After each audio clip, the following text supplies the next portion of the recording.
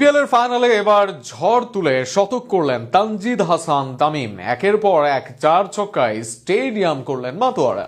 ফাইনালের পুরো স্পটলাইট কাড়লেন নিজের দিকে। এদিন তামিমের ঝোড়ো ব্যাটিংয়ে চট্টগ্রামের বিপক্ষে বড় রানের সংগ্রহ রাজশাহী দলের। চট্টগ্রামের বিপক্ষে তামিম ঝড় নিয়ে থাকছে প্রতিবেদন। পুরো আসর ব্যাট করেছেন মাত্র 18 এভারেজে। সেই যে প্রত্যাশা থেকে তাকে নেওয়া হয়েছিল সেটা পূরণ করতে পারেননি লিগ ম্যাচে। তবে কথায় আছে, বড় খেলোয়াড়রা জ্বলে ওঠেন বড় ম্যাচে। সেই বড় ম্যাচে এবার হাসলো তামিমের ব্যাট। চট্টগ্রামের বোলারদেরকে তুলোধনা করলেন তানজিদ তামিম। জাতীয় দলের এই ওপেনার যেন এদিন রাজশাহীর ব্যাটিংয়ের হলেন মূল স্তম্ভ।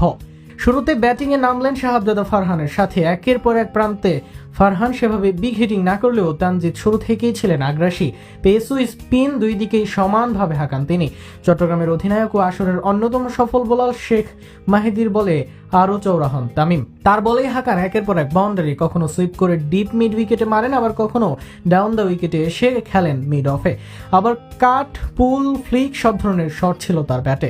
ওপেনিং জুটিতে 30 বলে 30 করে ফেরেন শাহাবজাদা যেখানে ছিলেন ধীর, সেখানে তরবারির মতো প্রশস্ত্র ছিল তামিমের ব্যাট। যে কারণে 100 স্ট্রাইক রেটে এই পাকিস্তানি খেলোয়াড়ের দিনে 62 বলে 83 রান হয় ওপেনিং পার্টনারশিপ। অপরদিকে উইলিয়ামসনের মতো খেলোয়াড়কেও মনে হচ্ছিল তিনি তামিমকে সঙ্গ দিচ্ছেন।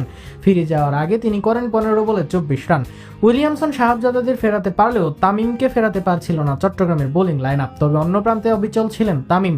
একের পর এক বাউন্ডারি হাঁকান। এদিন 4-এর চেয়ে ছক্কা হাঁকানোতে বেশি মনোযোগ ছিল রাজশাহীর এই ব্যাটারের, আর সেখানে নিজেকে নিয়ে যান শতকের দিকে। এর আগে বিপিএল এর ফাইনালে তামিম ইকবাল করেন 141 রান, যা বিপিএল এর অন্যতম আইকনিক ইনিংস। তানজিদ তামিম হয়তো তত করতে পারেননি, তবে তার ইনিংসটাও যথেষ্ট গুরুত্বপূর্ণ।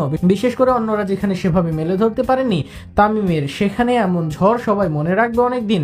বাংলাদেশের বিশ্বকাপ খেলবে কিনা জানা নেই, তবে তার আগে তামিমের ব্যাটিং স্বস্তি দেবে সবাইকে। একই সাথে বড় ম্যাচে এমন পারফরমেন্সে তাকে নিয়ে বাড়াবে প্রত্যাশার পারদ।